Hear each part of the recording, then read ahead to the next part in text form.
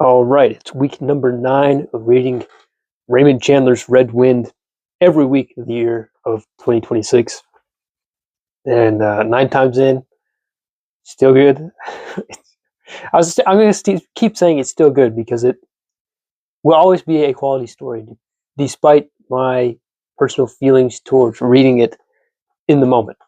Now, having said that, I didn't have any trouble jumping into it this go around, though I did get about halfway through and take a couple minutes halftime break just to wander around the room a little bit. But that's always to be expected. I'm getting very familiar with the with where the paragraphs land on the page. But I read Red Wind. I also read the second chapter of this biography of Raymond Chandler by Tom Heine, and the second chapter covers the period of Chandler's life from when he's about 18 or 19 years old and he returns to the United States from Great Britain trying to find a job. And it covers everything here from him jobbing around to him joining the Canadian forces in World War One. He spent about a year in the trenches, got injured, and then was shipped over to England in order to take Air Force training in the RAF. And he did that for a few months, but by the time his Air Force training would be wrapping up, the war ended. And so he learned how to fly, but he never saw air combat. He returns to the United States, a lot of the same trouble trying to find a job. Gets married, lands a job at a lucrative oil firm in their accounting department.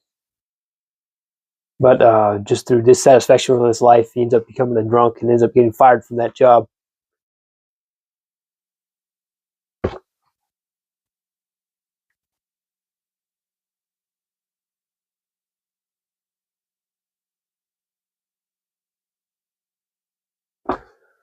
And so it winds up, it's setting up all of Raymond Chandler's life pretty much right before he starts writing for the pulp magazines. That's what I assume the next chapter is going to be covering because it's titled The Pulps. So I assume like right after this is when he started into his writing career in earnest. He published poetry and magazine articles previous to that.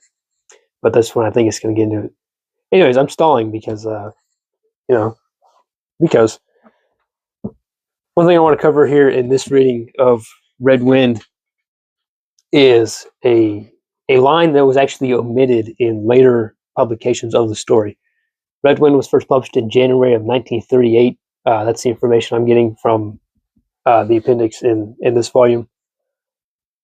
But then in close to the 1950s and ended up being published in 1950, publishers wanted to republish all the old Raymond Chandler short stories. And he wanted to kind of dress them up a little bit because he just, not major changes, just little things in there he wanted to alter, to fix, right? Most of what that amounted to was incorporating all the swear words that were censored in the original magazine publications. But in certain instances, it meant the alteration of certain lines, particularly lines of dialogue, adding or omitting pieces of narration. In this instance, it's an omittance. So I'm going to jump over here. I'm going to read a little bit of it. In this scene, the detectives Kopernik and Ibarra are in John Domus's apartment, and this is right after he spills the beans on everything that's been going on in the night and all of John Domus's machinations and how he's been working this case. Kopernik is pretty sore because in all of this, John Domus has tricked him and also tricked him into swearing a false statement about how the murderer Al Tesselor was captured. So Kopernik, he's sore, he's got a gun on Domus, and he's planning to shoot John Domus here in his own apartment, and Ibarra is trying to talk him down. Let's see. I'll just start from here. The hammer clicked back on Kopernik's gun, and I watched his big bony finger slide in farther around the trigger. The back of my neck was as wet as a dog's nose. So the line that was omitted here in the 1950 republication in The Simple Art of Murder was this very end piece. The back of my neck was as wet as a dog's nose. And I can see why an author would decide they wanted to omit that particular piece. One part of it is that the exchange here for several paragraphs, and also the main, not the main drama, but like the driving force of that particular piece of drama, is the exchange between Ibarra and Kopernik for a pretty good chunk of that piece. John Domus is in the scene, obviously. He's the object of the scene, the person whose life is in danger, giving that core foundation to the tension. But the actual reasoning and counter arguments here are between the two detectives, between Ibarra and Kopernik. And so inserting this this odd bit of internal monologue from John Domus is a little bit out of place. I mean, all the description is in the first person because he's the one telling the story. But it just seems like there's this weird personal note in the middle of this butting of heads between two people that are more closely associated than John Domus to either of the two of them, if that makes any sense. And the second piece of it is that it's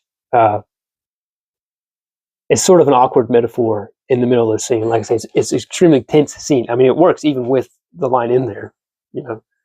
But you're going through here and it's really tense, and at any moment that gun could go off and somebody in the room is dead. But then, you know, just as wet as the back, my neck was as wet, back of my neck as wet as a dog's nose. It just seems it could be construed as being a bit frivolous or a bit silly in the midst of such a dramatic scene. I don't know, that's just two things I thought of when I learned that line had been omitted in the later publications of the story. Tell me what you think. You might have a different thing. You might have something more reasonable to reach the conclusion of why it was cut. Or maybe it's just, maybe Raymond Chandler just got happy with the red ink and started to slash little bits and pieces here and there just for the heck of it. Who knows? Anyways, that's all I got to say about that. So I'll see you later.